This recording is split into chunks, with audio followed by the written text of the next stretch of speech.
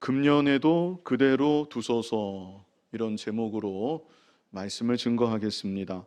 본문의 전체적인 내용은 이렇습니다. 어떤 사람이 포도원에 무화과 나무를 심고 3년 동안을 기다렸습니다. 그러나 무화과 나무로부터 아무런 열매도 거두지 못했습니다. 그래서 그 사람이 포도원 지기에게 찍어버리라, 어찌 땅만 버리게 하겠느냐 그랬더니 포도원 지기가 주인이여, 금년에도 그대로 두소서. 내가 두릅하고 거름을 줄이니 이후에 만일 열매가 열면 좋거니와 그렇지 않으면 찍어 버리소서. 이렇게 답변하였다는 내용입니다. 오늘이 2024년 마지막 주일입니다. 이 시간 말씀드린 본문의 내용을 좀 더 자세히 살펴보면서 지나온 우리의 삶을 돌아보고 하나님께서 바라시고 기다리시는 열매를 풍성히 맺힐 수 있는 저와 여러분이 다 되었으면 좋겠습니다. 본문 6절을 우리 같이 읽어보겠습니다. 이에 비유로 말씀하시되 한 사람이 포도원에 무화과 나무를 심은 것이 있더니 와서 그 열매를 구하였으나 얻지 못한지라. 자, 여기서 먼저 주목해서 보실 것은 한 사람이 포도원에 무화과 나무를 심었다는 것입니다. 원래 무화과 나무는 이스라엘 어디에서나 흔하게 자라나는 나무라고 합니다. 그런데 그런 무화과 나무를 포도원에 심은 것입니다. 포도원은 어떤 곳입니까? 포도원 지기가 있어서 늘 관심을 가지고 관리하는 곳입니다. 심겨진 나무가 더 건강하게 잘 자라날 수 있도록, 그래서 열매를 더욱 풍성히 맺혀갈 수 있도록 때가 되면 가지치기도 해주고 거름도 주고 가뭄이 들었으면 물도 공급해주고 이렇게 늘 관심을 가지고 사랑을 주고 잘 관리하는 곳이 포도원입니다. 그래서 무화과 나무를 포도원에 심었다는 것은 무화과 나무를 위해 각별한 사랑과 관심을 베풀어 주었다는 의미입니다. 그렇다면 여기서 한 사람, 무화과 나무를 포도원에 심은 한 사람은 누구신가? 하나님 아버지이십니다. 그리고 무화과 나무는 이스라엘 백성들을 가리키는 것이고 그뿐 아니라 오늘날 우리들을 가리키고 있는 것입니다. 하나님은 구약의 이스라엘 백성들을 특별히 사랑하셔서 그들을 위해 하나님의 나라를 가나안 땅에 이루어 주시고 그들에게 많은 사랑과 은혜를 베풀어 주셨습니다.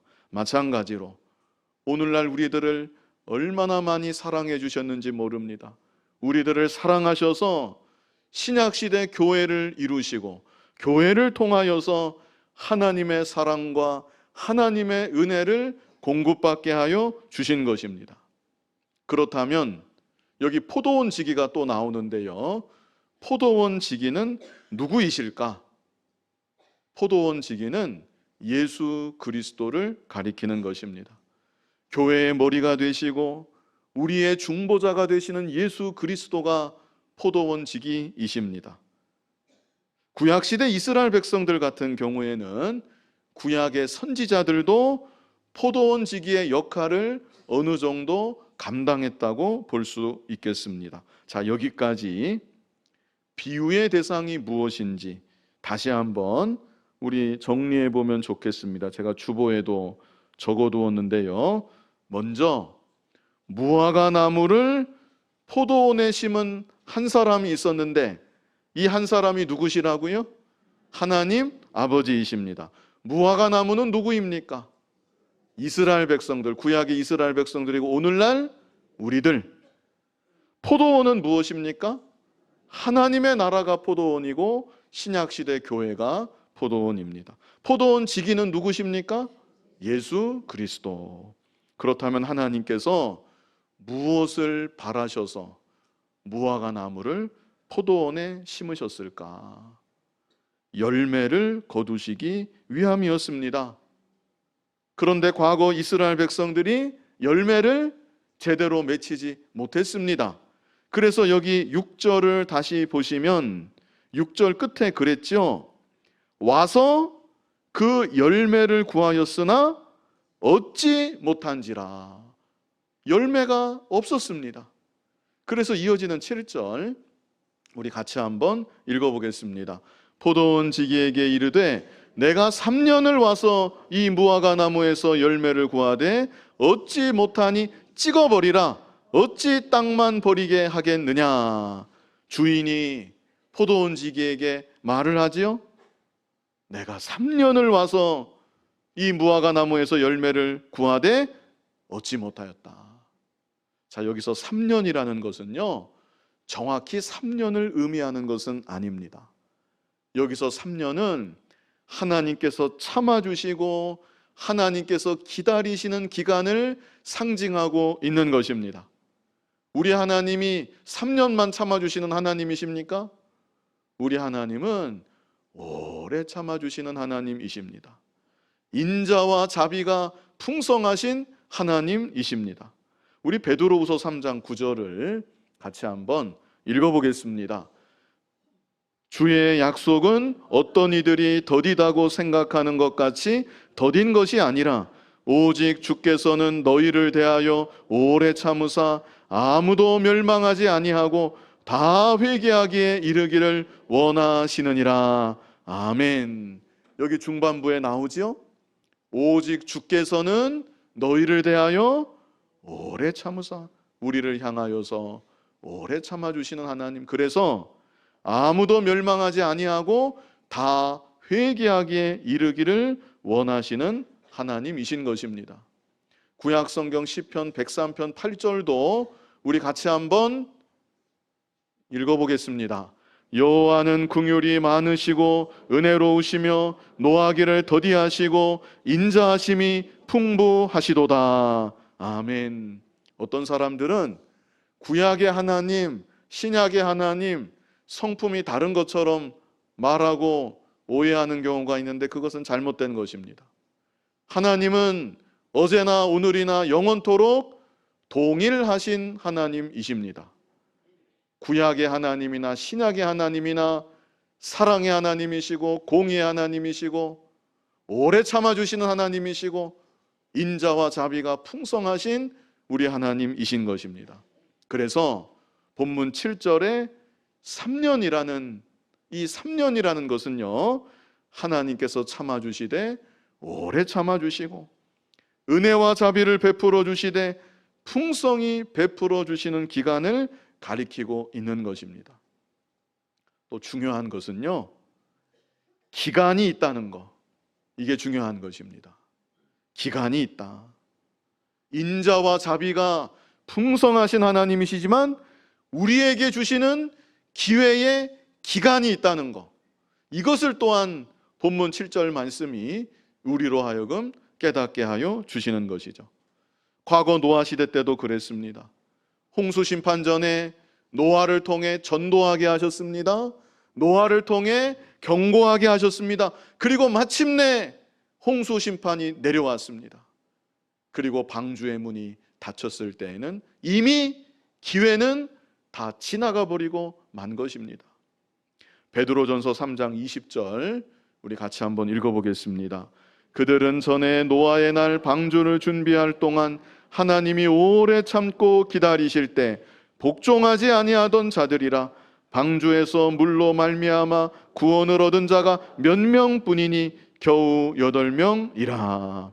노아 시대 하나님께서 오래 참아주셨고 또 하나님께서 기다려 주셨습니다. 그러나 그 시대 사람들이 복종하지 아니했다. 하나님께로 돌아오지 아니했다. 이것을 말씀하고 있는 것이죠. 그래서 어느 때나 하나님께서 허락하시는 기간이 있다는 것, 이 사실을 우리가 바로 알아야만 되는 것입니다.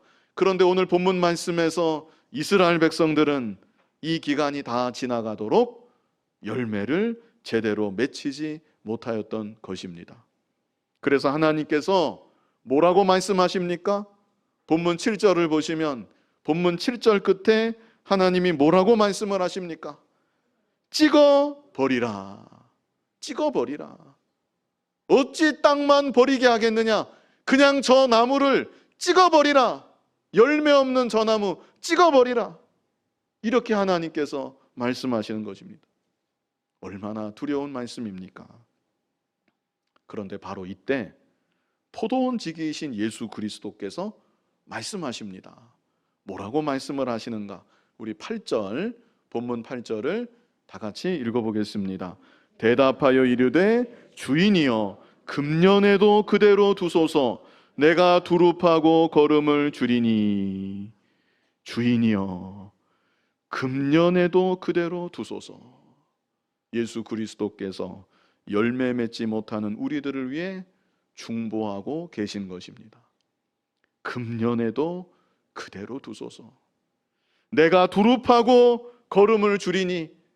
나무의 그 주변을 두릅하고 그 판 곳에 거름을 주시겠다는 것입니다. 이것은 주님께서 주님의 말씀으로 성령의 감동으로 더 풍성한 양분을 우리에게 먹여 주시겠다는 것입니다. 그리고 나서 또 하시는 말씀이 우리 본문 9절을 다 같이 읽어보겠습니다. 이후에 만일 열매가 열면 좋거니와 그렇지 않으면 찍어 버리소서 하였다 하시니라. 여기서 이후에 그랬는데요, 이후에 하는 것은 구체적으로 내년을 뜻하는 것입니다. 실제로 많은 영어 번역본들이 이 부분을 내년이라고 번역을 하고 있습니다. 그래서 1년만 기회를 더 주십시오. 만일 열매를 열면 좋거니와 그렇지 않으면 그때 가서는 찍어 버리소서.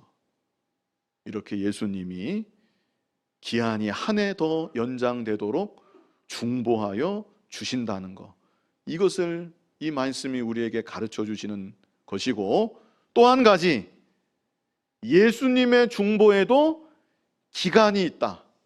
이것을 또한 우리에게 깨닫게 하여 주시는 것입니다. 무한정 기다려 주십시오. 무한정 기회를 주십시오. 그게 아니라는 것을 우리에게 알게 하여 주시는 것이죠. 올 한 해가 이렇게 또 지나가고 있습니다. 그렇다면 나에게는 기회가 얼만큼 더 남아 있을까? 중요한 것은 지금 나는 과연 어떤 무화과 나무인가 하는 것입니다. 열매를 많이 맺는 무화과 나무인가? 아니면 잎사귀만 무성한 무화과 나무인가? 내가 바로 지금 당장 찍어져야 마땅한 무화과 나무는 아닌가? 기회가 계속 있는 것이 아닙니다. 주님의 중보로 기회가 연장되어 가고 있지만 이 기간에 끝이 있다는 것, 이 사실을 바로 알고 기회로 주시는 날들을 귀하게 여기고 하나님께서 바라시고 기다리시는 열매를 반드시 맺혀가는 저와 여러분이 되어야 하는 것입니다. 그렇다면 우리에게 맺혀져야 하는 열매는 과연 무엇인가? 그것은 회개의 열매입니다. 어떤 열매라고요? 회개의 열매. 이 시간 본문은 누가복음 13장 1절로 5절의 내용과 계속 연결이 되는 말씀입니다. 누가복음 13장 1절로 5절을 잠깐 각자 보시면 이 누가복음 13장 1절로 5절에는 두 가지 사건이 기록되어 있습니다. 먼저는 총독 빌라도가 갈릴리 사람들이 제사를 드리고 있는 중에 그 갈릴리 사람들을 그 자리에서 잔인하게 학살하는 그런 무서운 사건이 일어났습니다. 몇몇 사람들이 이 사건을 예수님께 와서 말씀을 드렸는데 예수님께서 응답하시면서 주신 말씀이, 너희는 이 갈릴리 사람들이 다른 모든 갈릴리 사람보다 죄가 더 있는 줄 아느냐? 아니라 너희도 만일 회개하지 아니하면 다 이와 같이 망하리라. 이어지는 또 다른 사건은 실로암에서 망대가 무너져서 18사람이 치어 죽은 사고가 있었습니다. 이에 대해서도 예수님은 그렇게 죽은 18사람이 예루살렘에 거한 모든 사람보다 죄가 더 있는 줄 아느냐? 아니라 너희도 만일 회개하지 아니하면 다 이와 같이 망하리라. 그리고 나서 바로 이어지는 말씀이 이 시간 본문 6절에 이에 바로 연결이 되는 것이죠. 이에 비유로 말씀하시되. 그래서 본문에서 말씀하시는 열매는 회개의 열매인 것입니다. 마태복음 3장 9절을 우리 같이 한번 읽어보겠습니다. 속으로 아브라함이 우리 조상이라고 생각하지 말라. 내가 너희에게 이르노니 하나님이 능히 이 돌들로도 아브라함의 자손이 되게 하시리라. 이 당시 이스라엘 백성들이 외부적인 혈통을 가지고 마음에 뿌듯하게 생각하고 자랑으로 삼았습니다. 우리는 아브라함의 자손이다. 이렇게 자부하면서 나아갔던 것입니다. 그런 자들을 향해서 예수님은 하나님이 능히 이 돌들로도 아브라함의 자손이 되게 하시리라. 그 아무것도 아니라는 것입니다. 육신적으로 아브라함의 자손인 거 자랑할 바가 아니라는 거 예수님이 깨우쳐 주신 것이죠. 그러면서 하신 말씀이 10절 마태복음 3장 10절 우리 같이 한번 읽어보겠습니다. 이미 도끼가 나무 뿌리에 놓였으니 좋은 열매를 맺지 아니하는 나무보다 찍혀 불에 던져지리라. 제가 9절에서 예수님이 말씀하신 거라고 그랬나요? 기억이 안 나시나요? 저는 그랬던 것 같은데 세례 요한이 한 말입니다. 제가 오전 1부 때도 실수를 했는데 세례 요한이 지금 이 말씀을 하고 있습니다. 여기 오늘 본문과 같은 맥락의 말씀을 합니다. 이미 도끼가 나무 뿌리에 놓였다. 찍어내기 일보 직전이다. 이것을 말하고 있는 것이죠. 그리고 이어서 주시는 말씀이 11절을 한번 보세요. 그래서 어떻게 하라는 것인가? 제가 앞부분만 읽어드리면 나는 너희로 어떻게 하기 위하여? 회개하게 하기 위하여. 그래서 하나님께서 바라시고 기다리시는 이 본문을 통해 볼 때 그렇다는 겁니다. 그 근본적인 열매는 회개의 열매입니다. 그런데 예수님 당시 이스라엘 백성들에게 참된 회개의 열매가 없었다는 것. 나는 아브라함의 자손입니다. 나는 이스라엘 백성입니다. 나는 오늘도 성전에 가서 제사하고 왔습니다. 이렇게 자기 자신 스스로를 생각하고 나타내고 있지만 나는 죄인입니다. 나에게는 온갖 더러운 죄악들이 가득합니다. 나는 죽어 마땅한 자입니다. 이런 회개는 이스라엘 백성들에게 없었습니다. 만약 그들에게 그런 회개가 있었다면 그들이 예수님을 거부하지 않았을 것입니다.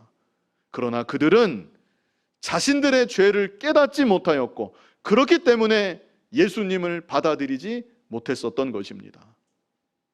마태복음 11장 20절 우리 다 같이 한번 읽어보겠습니다.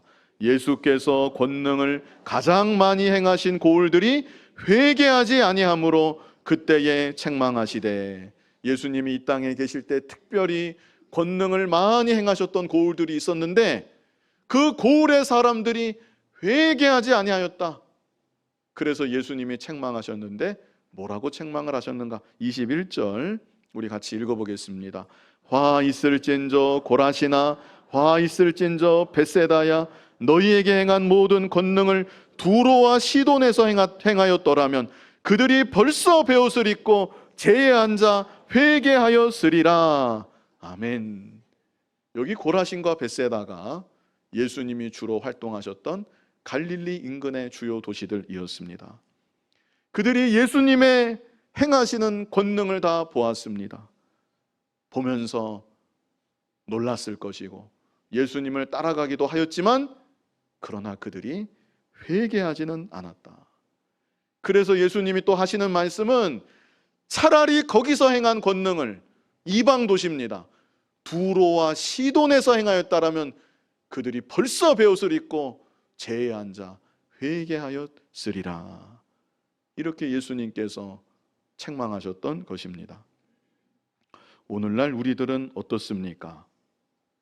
신약시대 우리들을 특별히 사랑하셔서 하나님의 포도원 교회 안에 우리를 이렇게 모이게 하셨습니다. 그리고 교회를 통하여서 주님의 말씀을 듣게 하셨습니다.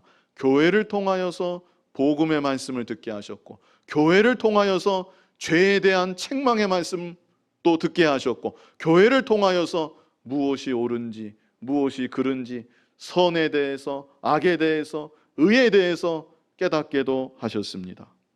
그렇다면 나에게는 회개의 열매가 있는가? 나는 죄인입니다.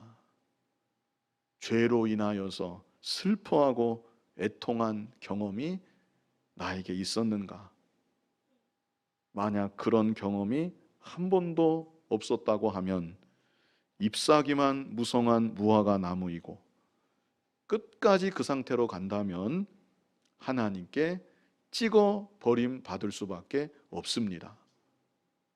회개에는 기본 회개가 있고 중복 회개가 있습니다. 먼저 기본 회개는 예수님을 처음 믿을 때 하는 회개입니다. 나는 죄인입니다. 나는 나의 죄로 말미암아 죽어 멸망당할 수밖에 없습니다. 이렇게 고백하며 예수님의 십자가 대속과 부활의 복음을 믿는 것입니다. 그런데 경우에 따라서는 우리 가운데 나는 듣고 보니까 기본 회개를 제대로 하지 않은 것 같습니다. 그렇게 말씀하실 분들도 있을 수 있습니다.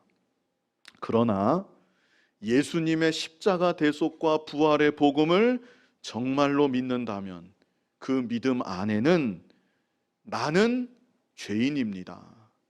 나의 죄를 대신 지시고 예수님이 십자가에 못 박혀 죽으셨습니다. 내가 죽어야 되고 내가 멸망당해야 하는데 예수님이 그 모든 죄의 형벌을 대신 받으셨습니다. 이 고백들이 믿음 안에는 다 들어가 있는 것이죠. 그러므로 예수님을 참으로 믿는다면, 예수님의 십자가 대속과 부활을 정말로 믿는다면 그 사람은 기본 회개를 한 사람이다. 이렇게 볼 수가 있겠습니다. 회개와 믿음은 동전의 앞 뒷면과 같습니다. 회개 없이 믿는다, 그런 일은 있을 수 없습니다. 정말로 하나님 앞에서 내가 죄인임을 깨닫고 죽어 마땅한 자라고 여겨지는데 복음이 믿어지지는 않는다, 그런 일도 없습니다. 그래서 마가복음 1장 15절을 보면요, 우리 같이 한번 읽어보겠습니다. 이르시되 때가 찼고 하나님의 나라가 가까이 왔으니 회개하고 복음을 믿으라 하시더라. 아멘. 회개와 믿음은 함께 가는 것입니다. 참 믿음은 회개가 있는 믿음, 그 믿음이 참 믿음입니다. 또 믿음이 없으면 회개도 할 수가 없는 것이죠. 특별히 여기 마가복음 1장 15절에서 말씀하는 회개는 기본 회개입니다. 기본 회개는 단회적인 것입니다. 예수님을 믿는 순간 하게 되는 회개, 내가 죄인임을 자각하고 예수님을 나의 구주로 믿고 삶의 방향이 바뀌게 되는 회개, 그 회개가 바로 기본 회개인 것입니다. 이 시간 여러분에게 여쭙겠습니다. 각자가 마음으로 스스로에게 질문하시고 마음으로 답변하시기를 바랍니다. 지금 제가 기본 회개에 대해서 말씀을 드렸는데, 기본 회개는 예수님을 믿을 때 하는 가장 기초적이고 본질적인 회개입니다. 나에게 그와 같은 회개의 경험이 있는가? 좀 다르게 여쭤보면 나는 죄인입니다. 나는 죽어 마땅한 자입니다. 이런 자각이 나에게 한 번이라도 있었는가? 오늘이 2024년 마지막 주일입니다. 한 해가 또 이렇게 저물어가고 있습니다. 내 인생도 결국 얼마안가 이렇게 저물게 될 것입니다. 결국 나는 나의 죄 때문에 죽는 것입니다. 그리고 죽은 뒤에는 지옥에서 영원토록 멸망을 받게 됩니다. 그런데 예수님이 내 죄를 대신 지시고 십자가에 못 박혀 죽으셨고 사흘 만에 부활하셨습니다. 그리고 그 사실을 믿는 자에게 죄사함의 은총을 주시고 하나님의 자녀가 되는 권세를 주시고 천국 기업을 약속해 주셨다는 사실을 나는 믿는가? 구원받은 기쁨과 감사가 나에게 있는가? 로마서 10장 13절 우리 같이 한번 읽어보겠습니다. 누구든지 주의 이름을 부르는 자는 구원을 받으리라. 아멘. 로마서 8장 1절로 2절도 같이 읽어보겠습니다. 그럼 로마서 8장 같이 읽어보겠습니다. 그러므로 이제 그리스도 예수 안에 있는 자에게는 결코 정죄함이 없나니 이는 그리스도 예수 안에 있는 생명의 성령의 법이 죄와 사망의 법에서 너를 해방하였음이라. 아멘. 참된 회개의 열매를 맺히시고 구원의 복음을 믿는 여러분이 다 되시기를 바랍니다. 다음으로 중복 회개가 있습니다. 기본 회개는 단회적인 회개라고 말씀을 드렸지요. 예수님을 모르던 자가 예수님을 믿게 되고 예수님을 나의 주시라고 고백하게 되고 일생 주님을 바라보면서 주님의 뜻을 따라 순종하게 되는 그 출발점에 서게 되는 회개, 그것이 바로 기본 회개입니다. 삶의 방향을 바꾸게 되는 회개, 삶의 방향이 주님을 향하게 되는 회개, 이것이 바로 기본 회개인 것이죠. 그렇다면 중복 회개는 무엇인가? 이미 구원받아 하나님의 자녀가 된 자가 죽을 때까지 자신의 죄를 자복하고 죄에서 돌이키는 것을 말하는 것입니다. 예수님을 정말로 믿는 자, 기본 회개를 한 것이고 삶의 방향을 정한 것입니다. 그러나 우리에게는 옛사람의 습관이 여전히 남아 있습니다. 육신의 정욕이 우리 안에 있습니다. 마귀는 내 안에 육신의 정욕을 통해서 나를 계속해서 미혹하고 나를 계속해서 넘어뜨리려고 합니다. 그래서 주님을 바라보면서 믿음의 길을 방향을 잡고 걸어가다가도 우리가 곁길로 갈 때가 있다는 것입니다. 죄를 짓고 길을 잃어버리고 방황할 때가 있다는 것입니다. 그때 다시금 회개하고 나의 길을 주님께로 돌이키는 것, 처음 예수님을 믿을 때 방향을 잡았듯이 다시 바른 방향으로 돌아오는 것, 이것이 바로 중복 회개인 것입니다. 이 회개는 우리의 연약성 때문에, 우리의 부패성 때문에 죽는 그 순간까지, 하나님 앞에 서게 되는 그날까지 믿음의 길을 걸어가면서 계속해서 해야 되는 회개인 것입니다. 그래서 중복 회개다, 이렇게 말하는 것이죠.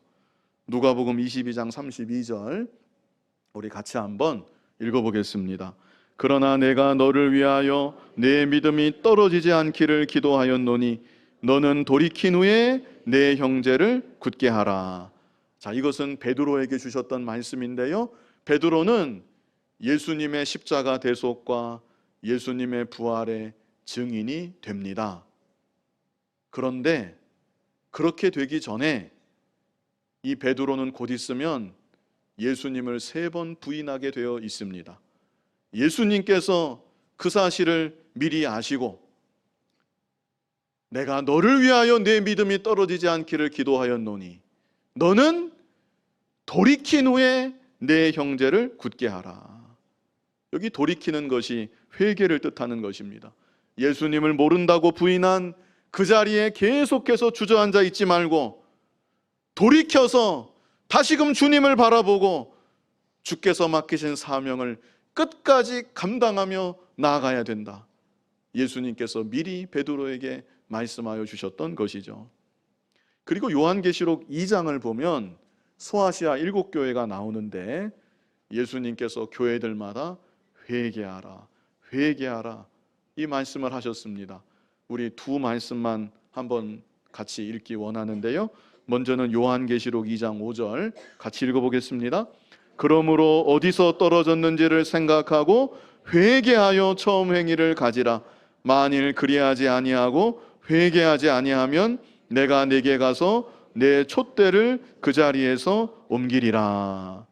소아시아 7교회 중에 첫 번째 교회 에베소 교회에 대한 이 교훈의 말씀을 먼저 주시고 그리고 나서 이 말씀을 주셨던 것입니다. 어디서 떨어졌는지를 생각하고 회개하여 처음 행위를 가지라. 다시금 방향을 바로 잡으라는 것입니다. 처음 예수 믿을 때 바라보았던 그 방향, 주님 바라보았던 그 방향으로 다시 바로잡고 돌아올 것을 말씀하시는 것이죠. 그리고 마지막 7번째 교회가 라오디게아 교회였는데 라오디게아 교회에는 이런 말씀하셨습니다. 요한계시록 3장 19절 우리 같이 읽어보겠습니다. 물은 내가 사랑하는 자를 책망하여 징계하노니 그러므로 내가 열심을 내라 회개하라. 열심을 내라 회개하라. 지난 한 해 베드로와 같은 잘못은 아닐지라도 주님의 말씀을 어기고 주님을 배반하고 주님이 없는 것처럼 죄를 짓고 살아가는 순간들이 우리에게 얼마나 많이 있었습니까? 한 해가 다 가기 전에 그러했던 나의 죄악들을 철저히 회개하고 다시금 주님께로 온전히 돌이키는 저와 여러분이 되어야 하는 것입니다. 나의 마음, 나의 시선이 지금 어디를 향하고 있는가? 주님만을 내가 온전히 바라보고 있는가? 천국의 소망만을 온전히 바라보고 있는가? 세상을 바라보고 있지는 않은가? 죄악을 바라보고 있지는 않은가?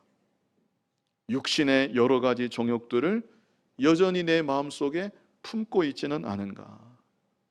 지난 한 해 동안 내가 지었던 모든 죄악들, 철저히 회개하지 못했던 죄악들, 그리고 내 안에 여전히 남아있는 욕심들, 물질에 대한 욕심, 이성에 대한 욕심, 명예 영광에 대한 욕심, 한 해가 다 가기 전에 하나님 앞에서 철저히 회개하고 더욱 깨끗하고 온전한 마음으로 주님을 바라보는 우리들이 되어야 하는 것입니다.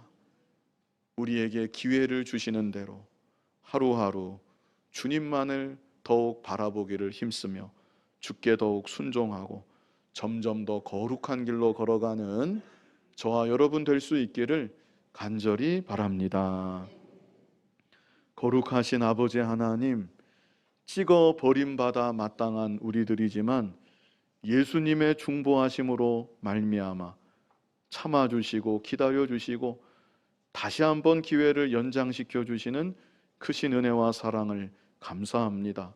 이제도 우리를 통하여 회개의 열매를 바라시고 기다리시는 아버지 하나님, 참으로 주님께로 온전히 향하는 회개의 열매를 거둠으로 말미암아 주님만을 온전히 바라보고 주님의 뜻을 따라 순종하고 점점 더 거룩한 길로 걸어가는 우리들 믿음의 삶이 다 되게 하여 주시옵소서. 예수님 이름으로 기도하옵나이다. 아멘.